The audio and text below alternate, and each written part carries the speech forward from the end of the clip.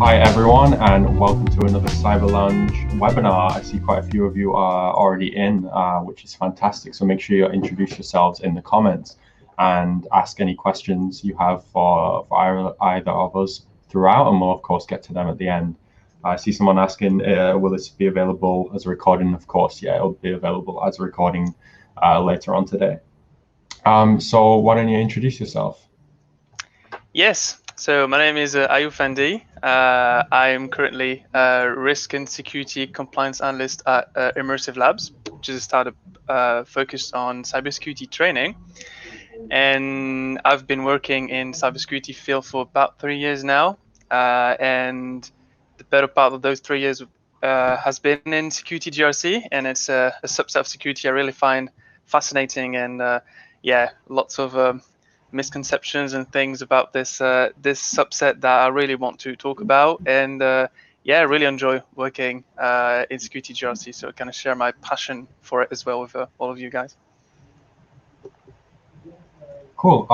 So do you want me to get your slides up now? Yes. Fantastic. And as I said to everyone, remember, if you've got any questions, leave them in the comments and we will ask them. We'll answer them at the end. Okay, so I start, right? Okay, so let's go. So the slide deck. So I used to work in consulting before. So I've done a lot better slide decks, but this one is straight to the point. So pardon me if it lacks some of the emojis and stuff like that. So I'm going to talk about security GRC, trying to focus on lots of different areas within it and kind of give a better understanding to people. What are some of the key factors to succeed? Why security GRC is kind of central when you build a security program, and also kind of present the awesome-security-GRC repository on GitHub, which has lots of additional resources that we might think are needed, especially when you only do work in security, but you kind of want to understand what your colleagues are doing, or if no one is doing it already at your company, how you can help in kind of building a bare bones security GRC program. So a bit more about me very quickly. So as I said, you already know my name. I work at Immersive Labs. I've moved to the UK about a year ago. I used to live in France, so born and raised in the suburbs of Paris. I love security GRC, which is a given. Probably that's why we're doing this talk right now. That's my first talk ever. Wrote in very small fine print that I probably will make some mistakes. So sorry, but yeah, do my best to be as thorough and accurate as possible.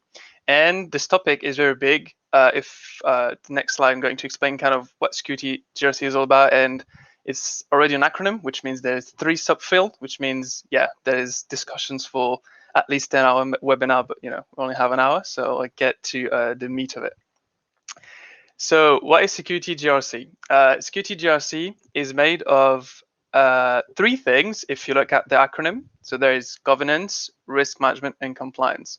So what I'm going to do is kind of explain in a very high level what all those things mean, and then we kind of go a bit deeper into what all that is meaning for your specific security program and what they all give as a value add to the business. And sometimes you need to understand the value add to the business overall, but also to security, because sometimes some of our colleagues in security don't really understand some of the value add we have to the organization. It's kind of pinpointing that as well. So governance is very important. So governance is a quite recent subject. If people know about Enron 20 years ago, some issues with audit and consulting. Governance is very important because you need to make sure you follow the high level of your organization. Governance can be also mapped to kind of strategy. So it's the overall health of your security program. And that's why we audit. We audit because we have expectations, and then we want to check if those expectations are met in the day-to-day. So governance is central. And then governance, when you have this big program and you know what you want to achieve, then you want to know which things you need to focus on first. So then risk management. Risk management is all about identifying, assessing, quantifying, and then mitigating risks. So once you know what your security program is all about, what you want to know is, okay, So I have 15 high risks. Which one do I focus on first? Which one is the most critical to my organization right now? In risk management, using a framework, using quantification or qualification, depending on which side you're on, is going to help you kind of get a list, an ordered list of all the things you want to work on. And once you have this list, if you work on the first item, you know you're going to work on the most critical and the most important to the business right now. So you're going to have the most impact, and that's the case. So if you think, for example, you live in a house and you come through the front door and the front door is locked. Having to lock the door within your bathroom or between your bedroom and living room is less relevant, because the most critical risk is someone breaking through your front door. Even like that's the main thing to focus on. So risk management helps you with kind of having this ordered priority, and that's very critical because most security programs, there's too much to do. There's hundreds of high risk. There's hundreds of things that could happen. If you have no way to order them and find which one you should focus on right now, you're probably going to focus on the wrong things for a long time. And then when a breach happens or when an incident happens, then you thought, yeah, but I focus on all those risks. Yeah, but probably not the ones you should have been focusing on. So kind of understanding the high level and why this is the most critical is what risk management gives us, which is great. So then compliance. Compliance is a word everyone loves.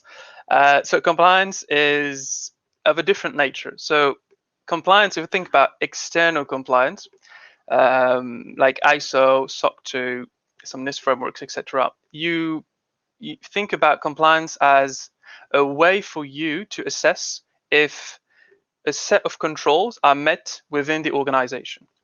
And compliance can be internal. So for example, in internal audit, you can check, you can say, okay, in my company, I want everyone to lock their screen before they're leaving to go grab a coffee. Maybe you're not following a standard, which is probably a bad standard if they don't say that you need to do this, but for this simulation, let's say it doesn't. You still have this control because internally your company thinks this is critical enough to have a control because there's a risk that needs to be mitigated. Probably one of our coworkers sending an email to a client or something like this. So compliance helps you in kind of building the framework and having all of those controls met. And compliance is important because there's a third party, probably an organization that audits every single day, companies such as yours, that will say you're compliant to this particular standard. And that helps you because it gives you third-party assurance that at least for those specific controls, you are meeting them. It doesn't mean you're secure, quote unquote, but it means you meet those requirements. And audit, of course, is linked to compliance because you audit to make sure you stay compliant. And auditing can be internal, so you can audit your own framework and how those controls work in your organization. And then you can also audit externally, as I said, if, for example, you want to be ISO compliant, an auditor would come and check all of your controls and making sure you have all the things in place to make sure you comply to the standard. And the last one, program management. I think often when you work in security GRC, you kind of lead initiatives within the company. Let's say you find the biggest risk and now you need to do something about it because it's your job. Then you get to grab someone from security engineering, someone from HR, someone from marketing. You can get them all together, kind of brainstorming session, and find a way to mitigate some of the risk we found. And what I mean by program management is it's very central in the way that you know what the risk is and you know how critical it is to the business. You have that specific knowledge. And some of the people talk to don't have that knowledge. So it's good because when you kind of own that program, it's very easy for you to kind of understand the bigger picture and how everyone's role is fitting into the grand scheme of things. So that's often why security GRC is owning some of the initiatives within the company. And everything else means, security awareness, third-party risk. There's a whole lot of things that security GRC people often do. Everything that is probably not zeros and ones in the company is probably handled by security GRC anyway. So yeah, there's a wide array of daily tasks and responsibilities for the role. So now I'm going to talk briefly about why every security program needs to tackle GRC one way or the other. I have 4 arguments, not trying to convince anyone, but just kind of presenting my side of things. I think GRC is often the closest to the business. Maybe because you're focused on risk management, and risk management is very critical to the board and to the C-suite. Maybe because governance is also central, because you can aggregate all the metrics from everywhere and then have a dashboard to present to the C-suite or the board. Maybe because you work and you manage lots of programs, which means you have access to a wide range of stakeholders. But all those things, I think, make GRC often the closest to the business and to the other areas of operations, of sales. And I think that's often why you need GRC, because when you work in engineering, you're really focused on either application security, infrastructure security, and those areas are very linked to engineering excellence, making sure the platform is available, you have no potential leaks from your database and stuff like that. But some areas of the business, if we talk about, I don't know, people working in supply chain or some of your colleagues in finance, this is less relevant to them. But because you focus on, for example, standard, let's take ISO, you have a whole section or HR security or supply chain security. All those things, I think, are often reasons that make you have good relationships with all of the business lines, because you need them to make sure you're compliant. And if you follow on, making sure those controls are still enforced, like checking the kind of health of those controls, you have ongoing relationships. And if you focus on being a good human being, you probably have good relationships with them. So that's why I think you're often closer to the business than some of the other areas within security. Compliance, the thing about compliance is we often say, yeah, compliance is not security. You can be compliant but not secure. Look at this data breach. This company was 15 times compliant, but they still got breached, which is, of course, normal, because compliance is a set of controls. And of course, there's lots of variables that go into being attacked, more than just being ISO certified. But I think the good thing about some of those compliance standards is they help you get a baseline. So sometimes you think to yourself, I need to tackle this, that, or the other, but there's some areas that you might forget because, you know, you have less understanding of those areas, or maybe just, you know, you're so focused on specific subset of security, you forgot about HR or clear desk policy or teleworking or physical security. So having this standard makes sure, for example, ISO, there's 114 controls. Making sure you have all of that covered at least gives you a baseline. Of course, lots of them maybe do not apply, but at least you have them as reference points. And I think it's a great stepping stone, because once you have these, if you're very heavy on cloud security and ISO 27001 is not really focused on cloud, you can add those controls afterwards. But at least you have this baseline that can be certified by a third party, which means you go to a customer, you can say, hey, I'm ISO certified. Okay, you still have to answer those 200 question I've just sent you, but at least it gives them some assurance that you take security seriously enough that you went on and tried to get this certification in the first place. And for some people working in engineering, that might think like, yeah, it doesn't mean they care about security, but for customers and like we're all in someone else's supply chain, I think having this standardized approach to compliance helps at least get some of those things done. It's not perfect, but nothing's perfect in security. So having at least some of that covered really helps in terms of making sure, okay, at least those controls, they were checked by a third party that is recognized to certify companies ISO, and at least this is something I have to worry less about, but I can still ask in my questionnaire some more details about how do you comply with those controls. But at least you have this baseline. I think something else as well regarding GRC is it's not all about ISO or NIST framework or FedRAMP.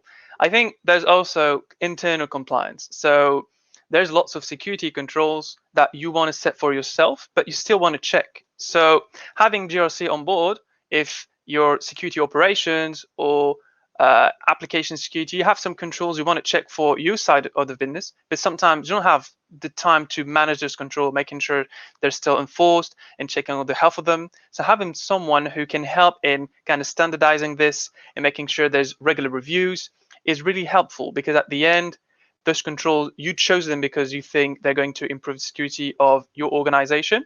And having someone whose job is to check this, do it for you on this specific instance, is really helpful. And I think it can also help bridge some of the gap between the two teams.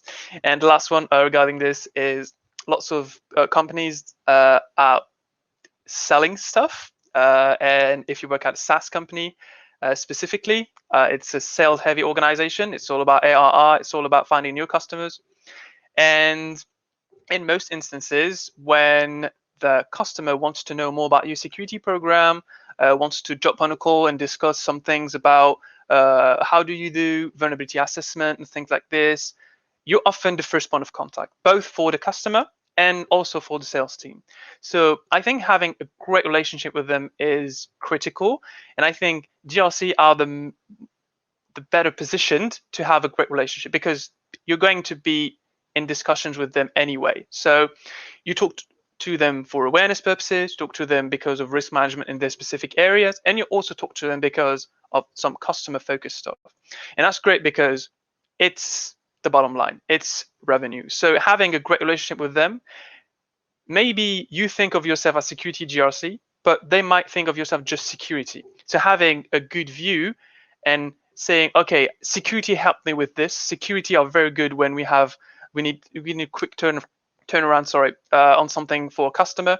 This helps the whole of security and not only GRC, because they don't really make the difference, which is good, because you kind of the front line and kind of doing marketing for all the other people in the team that maybe they don't have less relationships with. So I think having a great relationship with the sales team is very important, and often we're the most well suited for this. And I think once you have a good relationship, really understand that it has a big impact on the bottom line, and having a strong posture in terms of customer trust is often how, or customer assurance, are often how those teams are called in corporations. I think it is very important, because it's kind of marketing of security internally. You kind of explain to very big Fortune 500, FTSE 100 companies, this is how we secure, this is why we take security seriously, this is our controls, and this is kind of how you explain to the world we take security seriously, and this is our milestone, and this is what we've accomplished. So I think there's lots to be done here as well. So in terms of knowledge, there's 3 sides to it. So I think security knowledge is very important. I think working in GRC, you need to understand what you're talking about. If, for example, you focus on ISO, there's 114 controls. All those controls, you should know, at least at a higher level, how we can implement them, what an implementation looks like. If you don't have the info right now, you can talk to some of your more experienced colleagues and find some other resources. In ISO 27002, there's some explanation for some of the controls. Try and read through that, and if you don't understand something, you can get on YouTube, you can talk to some of your peers, mentors, just reach out to someone on LinkedIn and kind of get more information about some of the controls maybe your knowledge is a bit weaker in. And that's very helpful, because the more you understand them, it's going to be helpful to make sure you're compliant, but also to make sure you understand some of the limits. Because sometimes you think about a specific control, I like to pick on change management in ISO, and then you get into a DevOps environment and someone says, yeah, we do peer reviews, but then, goes through the CI/CD pipeline and then it's deployed. And then you think, okay, but it says someone needs to sign off. It says someone needs to physically check before it goes to prod, etc. And I think some of the new ways through which engineering and software is produced is sometimes challenging when you need to reconcile this with some of the standards. ISO dates back to 2013, which means lots of things happened since, and sometimes some of the controls are a bit outdated. So having that security knowledge of how things are done, I think really help in understanding how things are done now and how to make sure you satisfy the control, but in a different way sometimes. And often with the auditor, it's all about explanation. It's all about getting into demonstrating how you have due care, you want to make things work. It's just that the way it is in your organization is more secure, but is different from what the standard kind of explains at face value. So I think security knowledge is very important. Technical knowledge as well. I think understanding things about operating systems, about networking, about how we ship software. There's lots of opportunities to learn. It's very easy to get an account from most of those services, can get a GitHub account very easily, can get VS Code and kind of ship stuff to see how it works. It's not that difficult to build a very simple pipeline, even if you don't code, and have some understanding of how things are done right now, because then when you need to help them secure it or provide evidence for it being secure, if you know how it's done, it's way easier then to kind of know what is the right evidence to look for. I think if you're just following the standard, you have no idea how it works in your company, then very quickly going to be the type of auditor that annoys everyone. And I think sometimes rightly so. So yeah, kind of break that gap. I think it's a lifelong journey. I don't think to start you need to be an expert in everything. I don't think in networking you have to be CCNA certified, or if you work in software, I don't think you need to be able to code or have shipped software to production to work in GRC. I just think the more exposure you have, the better it is for your career, because as you move, I think this is going to be the baseline and kind of the bare bones of what is to. Early on, you kind of tackle those specific, more technical subjects. Then afterwards, you have to manage whole programs and have a lot more responsibilities, maybe managing people. I think having that baseline early on in your career would really help you then in kind of having, yeah, I know about that. Yeah, I know about this TCP protocol and things. I think it's really something that will help you in the longer term of your career. In terms of business, as I said, I think we're probably the closest to the business. And business knowledge is about understanding how a company runs, what's operations, what's sales, how does HR work, what is, I know the French word for these, but all about accounting, just the basics, because you are the one who is the closest to them. And often when you understand how they work, it's really good to build that relationship first, because when you know, okay, so I know in accounting you do this, you do that, then you put on this, okay, for maybe for payroll it works like this, then they say, oh, so he knows about my job, oh, he knows about my processes, okay, so he's probably on my side. So then when you kind of explain from their perspective why we need this in terms of security, you're way more convincing, because you have this underlying knowledge about how they work, and you show you care about what they do. You know the business value of their work. And I think it's very important, because people like to feel valued. It's not like manipulation or anything. It's just that people like to feel valued. We all like. And I think often understanding things from the other person's perspective is a really good way to make them feel valued and kind of get what you want from them, or at least build a relationship that is based on knowledge and genuine, instead of just coming with the hammer and say, I need this, please, compliance, blah, blah, blah. I think it's a bit less effective. So I think business knowledge is important. And it's linked to the last one, soft skills, got a good human being knowledge. I think just being someone who's easy to get along with, understands others, always listens a bit more than he talks, kind of focuses on how what I'm going to say is going to be perceived by the other, I think is very important. And often we focus a lot on ourselves and how we're perceived, but often the most important is how we make the other person feel. And I think it's very important in security, because we kind of come with requirements often, and we're often seen as like securing means less, if you understand what I mean. Like if you think about security, security is making things less dangerous, which means kind of curbing, at least when you hear the word, I mean curbing kind of my abilities, my opportunities, my liberty. So you always have to be a bit better at soft skills, a bit better at how to come across, because from the get-go, oh, the security guy again, oh, the compliance guy, I hate this guy, okay. Someone come, oh, this woman, oh, when you have an audit, it's always her, hey her. Like this this is sometimes you can't really get around this, but at least I think if you work the relationships and you really focus on what you get before you get to the audit point, I think it really helps in the long run. But often there's sometimes you still have to go through the hurdles and kind of get some of the difficult conversations in. But yeah, having that beforehand and really building this relationship, it really helps people to understand that you come from a position of trust and you're always here for the greater good of the business anyway. So it really helps, I think. And often we kind of forgot that because we think about the specifics instead of having the big picture of what we're trying to do here. And that leads to the common challenges that I think we face in security GRC. So the first one is the risk needle. I really like this. This is from Todd Barnum, who wrote a book, so the CISO GoPro, wrote a book about security program. And the risk needle is the business is paying you, okay? So the business has the control. What the business is ready to accept in terms of risks is often a lot more than what you think. And that's often an issue because you kind of having two roles at the same time. So you do risk management, and then you can have also an advisory position. You say, okay, but this is too risky. But the issue is you do not set the risk needle. The organization does. So when you say something is too risky, for which standard?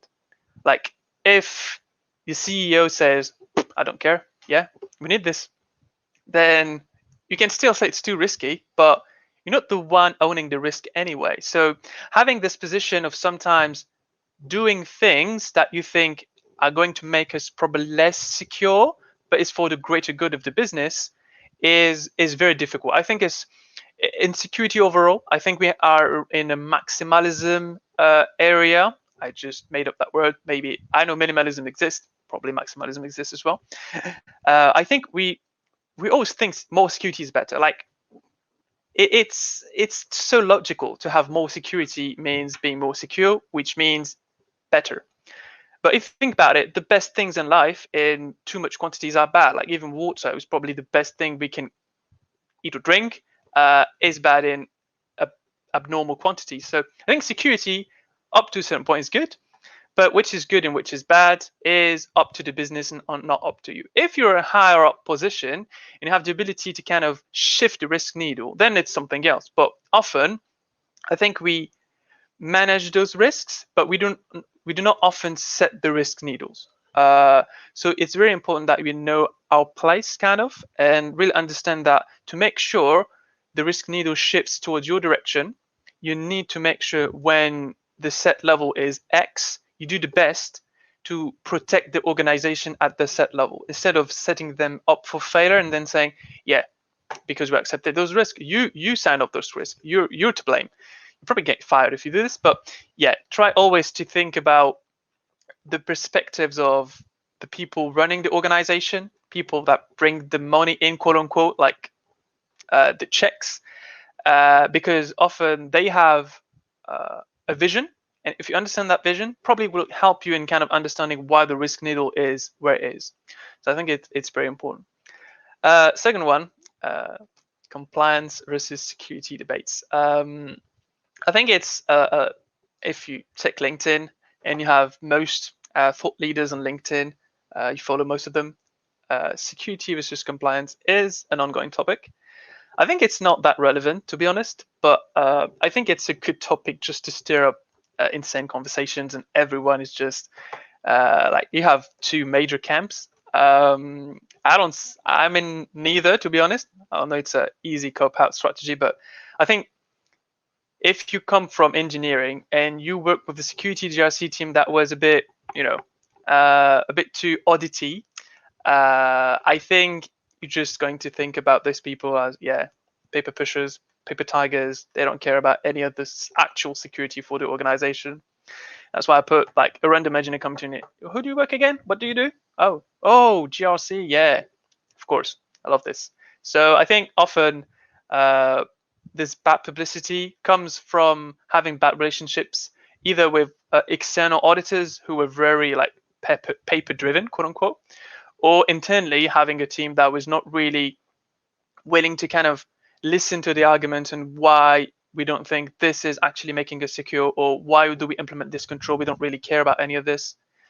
And I think all that delves into like having the right conversation. I think this debate is not really relevant if you have the right conversation with, for example, engineering. If your developers know why you implement this, and if the control in the specific area does not really make any sense, but you need it for other purposes, just having a very straightforward conversation and telling them why often really helps. And I think people don't want to feel vulnerable because they say, it's my job. If I say we do this and there's no actual purpose, then it's going to make me feel like I'm less worthy or I'm less important to the organization. But I think it's not true. I think a standard, if you took ISO, it's 114 controls. Probably not all of them apply to organization. And some of them, maybe they don't apply, but you still have to satisfy those controls for X, Y, Z reason. And you know why compliance is important for your business overall. So explaining that is not that difficult, but I think it really goes a long way.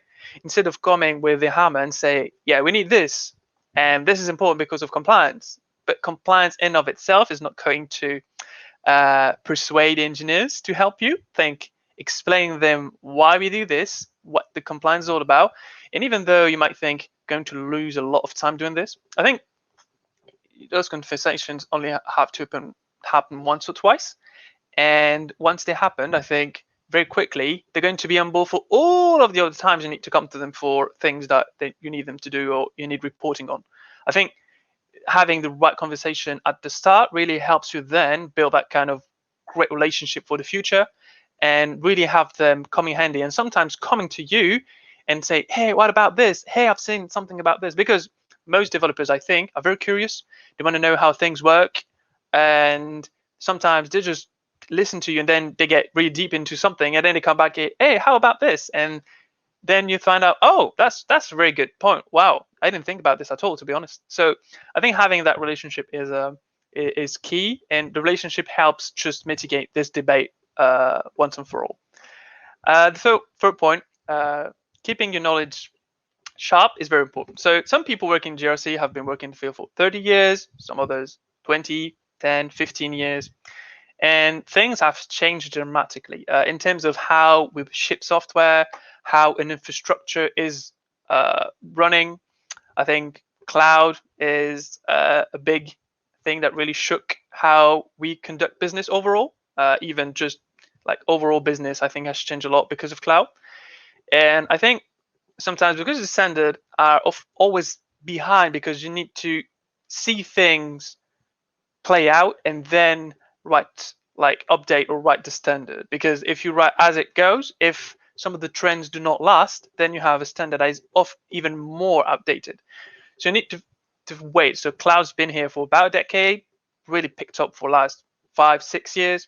Now, when the next ISO comes in, I think it's going to be a lot more focused on cloud because now we know most organizations are at least hybrid and use public cloud one way or the other. So I think rock Kubernetes, but there's lots of new tools, new ways of running an organization and engineering department that really are important for you to understand. Because if you don't, and then you have to comply to the current standard with the cutting edge technologies, very quickly, as I said, there's a big gap. So kind of understanding all those things really help you.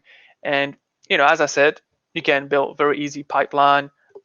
You can check some of the resources. I think often in GRC, doing is very important, but understanding is key. So often just type something on YouTube, check YouTube channels. There's hundreds of great YouTube channels that distill knowledge for free, and often I think you can find one that is at the right level of technical depth for your current understanding. So you can kind of build that up quickly, and very quickly I think you can understand what's the issues, what's the potential risks.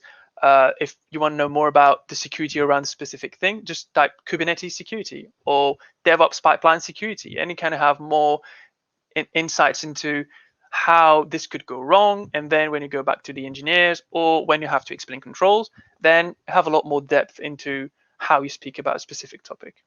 And the last one about challenges is sometimes security and GRC as well. I think we often forget why we're here. Kind of links to the risk needle as well. The goal, I'm not talking about public sector or the private sector, but I think the goal of any organization is making money and having a profit. And I think often we think of our mission as so righteous and praiseworthy that there's no way security can get in the way of making money, because security is good. And I think security often, because we have this righteous mindset, and I see a lot of people calling themselves security evangelists. So it really kind of goes on this specific path of saying we're the right people, we do the right thing. I think the right thing in an organization that makes money is specific to the circumstances. And as I said, like if the risk needle is all the way up there and you want to have some very strict controls, then you're not doing the right thing in this specific instance. The right thing would be having a way to open it a bit more, but still have maybe controls in a more of a perimeter area, or maybe having different way of satisfying the same objective. And it really helps you. I think those constraints might seem like defeating because you say, oh, I can't do this. Oh, we don't even do this. But I think it's really helpful it helps you think a lot more innovatively, I think, because the more constraints you have, the more thinking out of the box you do, because you know that, yeah, okay, so we can't do this, we can't do that. This is out of the question. Okay, let's think how we can make sure we're secure anyway. And I think it really helps, and it's the most challenging part, but it's also the most exciting, I think, because if everything was easy and you had no constraint, sometimes in the public sector that's the case, then you have a no-level problem. Things are a lot slower and takes ages to do anything. And I think the companies that really made a difference, I think most of them kind of focus on speed, and that means security has to move as fast, at least, to make sure we're advancing quickly but still being secure at the same time. So to conclude, very quickly, so I built with the help of lots of people that are you can see as contributors on the repo, the awesome-security-GRC repo. So it's on GitHub. I know some people in Security-GRC do not have a GitHub account. You don't need a GitHub account to actually look at it, but you need a GitHub account if you want to contribute. And the goal is, I think most people in security, when they work in more technical field, they have lots of resources readily available. And I think in Security-GRC, sometimes it's tough to have one repo or one blog post when you have everything or most things in Security-GRC that will help you. Because of course there's governance, risk, compliance, program management, security awareness. So there's so many areas that sometimes it's difficult to have like one set place when you can find everything. So that's my goal. It's not where it needs to be. It's still there's a lot of work in progress. Lots of people reaching out, helping, good debates about terminology, for example, which often a point of contention in security. What's the right thing? Is risk management? If you don't quantify your risk, you don't do risk management at all, etc., etc. So there's a lot of debates. So there's no way this repo can kind of satisfy everyone. But the goal is just to be, as I said, like it's just a way for you, if you need anything that will help you get the first step in security, in Security-GRC, I think this repo can help. And there's lots of links to talks, lots of podcasts that talked about GRC, lots of books. I've highlighted lots of people you should follow, or lots of teams that had great impact and kind of bring that impact to the public, which means you have access to kind of the insides of some of the organizations and how they do Security-GRC. So I think you probably will benefit. And if you don't, I really help you. I really need you to contribute, so then you can benefit as well. So I think that's it for me. And yeah, if you have any questions, feel free. Excellent, thanks, Ayoub. So of course, we're now in the question and answer section. So remember to ask any questions you have in the comments. Just to start, a couple of people have asked about slides in the presentation being shared afterwards, and the recording, of course. We'll make sure those are sent over to you along with anything else. So the first question was from Monica, who asks, said she's heard a lot about the RSA Archer eGRC platform and wants to know a little bit more about that. So me personally, I've never worked with a specific GRC tool. So RSA Archer is the leader in kind of GRC tools. So those tools help you. So often, if you're a small organization, lots of things are done through Google Sheets or Microsoft Excel. And everything is kind of using a drive and a bit less structured. And those tools help you kind of have everything in one place, and it helps you in terms of managing those risks and kind of the controls you need to meet. But I have no experience with specific GRC tools, so I can't really talk about any of them. Cool. Monica also said that she would like to know more about governments and what exactly companies work in governance. Sorry, can you repeat? Sorry. Maybe Monica, if you can clarify that question. We have another question from Siddharth, who asks, are there any automated tools, software for GRC, or kind of what you just said, is all done over spreadsheets? I think, the best tool when you start is probably Google Sheets. Brilliant. We have some questions that were asked prior to the event. So someone said, are there any specific individuals in the field I should follow? Yes, so I can name a couple. Of course, there's a lot that you should follow, but probably don't know. But yeah, the ones I know, Troy Fine often talks about SOC 2. He's a SOC 2 expert. So if you're based in the US, you know SOC 2. He's the go-to person on LinkedIn, I think. He shares lots of educational posts about everything related to SOC 2, how it works. And he has, I think, about a decade experience specifically with SOC 2. Phil Venables, CISO of Google Cloud, has 20 years experience at Goldman Sachs, and he has a blog as well. You can check on his LinkedIn profile. And he talked about the security versus compliance debate, lots of things regarding the role of risk management for the board. And because of his very broad experience and his board level leadership, I think often in security, you don't really know what the board thinks. And I think he is a good kind of snippet into what the board thinks. In terms of teams, there's two teams I want to shout out. So there is the Adobe Tech GRC team. So everyone viewed Adobe from Adobe Reader, Photoshop, etc. They have a great program. Prabhat Karan used to own this program and build the common control framework for Adobe. And they have lots of posts on Medium that I can share. I think they're already on the repo anyway. That you could really check out, because this is a massive organization, and the way they did security GRC is really worth a read. And yeah, I really enjoyed it. And as well as Atlassian, who does Jira, Bitbucket. They also have lots of posts on their website about how they do risk and compliance using Jira, actually. And yeah, great insights from them. And one last individual called Ryan McGeehan.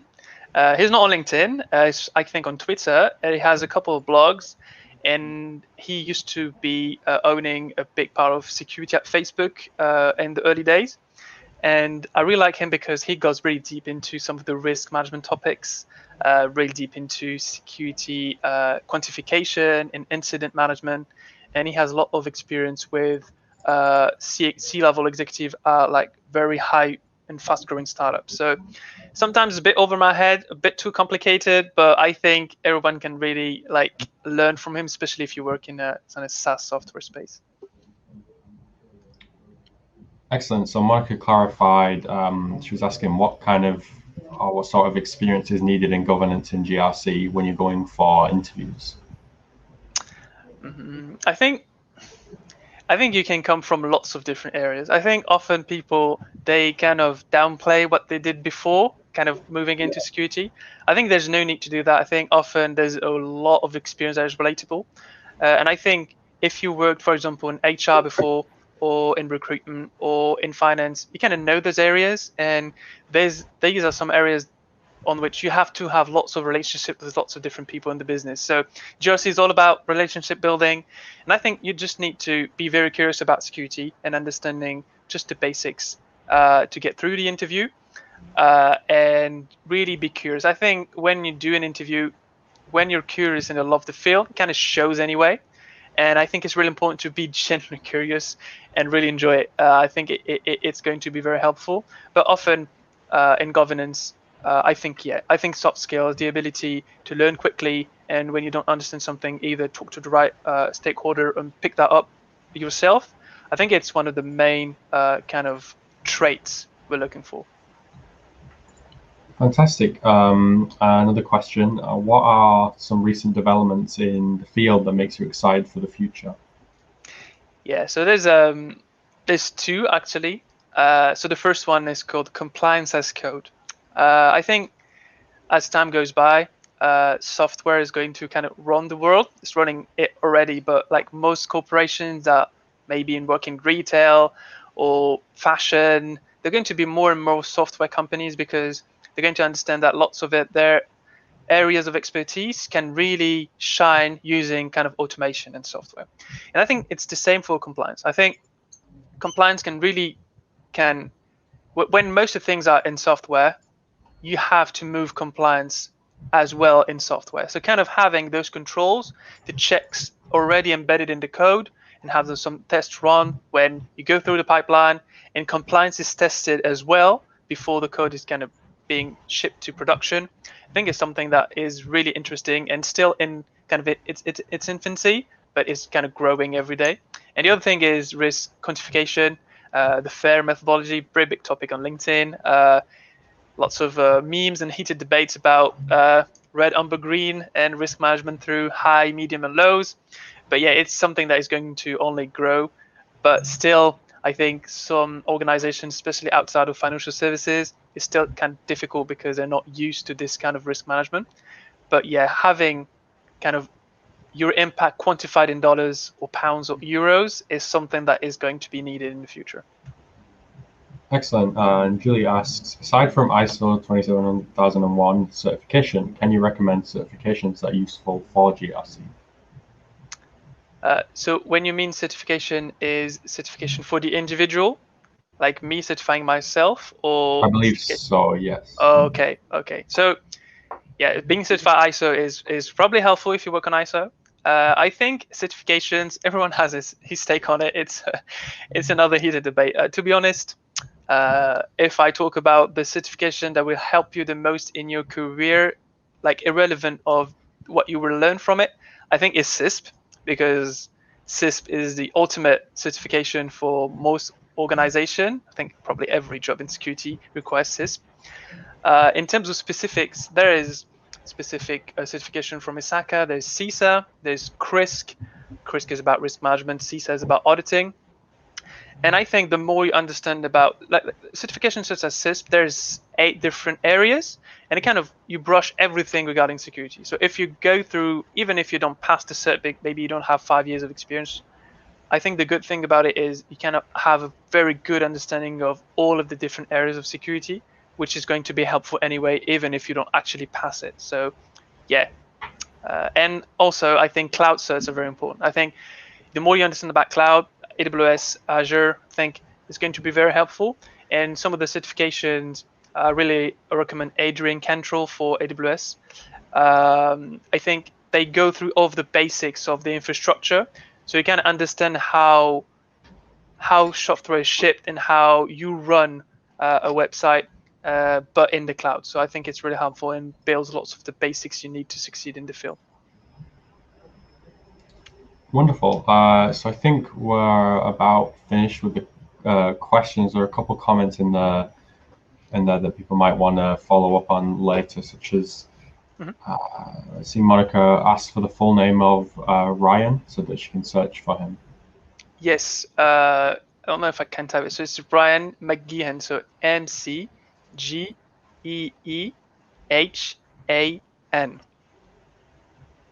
Brilliant. And Marcus mentions that Phil Venables recently did a post on security's code, and I think he's linked the report that he's referring to. So if anyone's interested, you can head over and check that out. That'll be in the comments. As always, the full recording of this will be available later. Shout out to anyone who's watching this as a recording. And we'll also be sharing the snippets of it in the future. If you have any further questions, make sure to ask them in the Cyber Lounge, and hopefully you will be able to answer them. But other than that, huge thank you to you for hosting today. Really interesting webinar. A lot of insights into GRC here. And of course, thanks very much to everyone who's commented, everyone who's watched, and everyone who's watching this later. So I hope you all have a great day, and we'll see you at the next event. Cheers. Bye.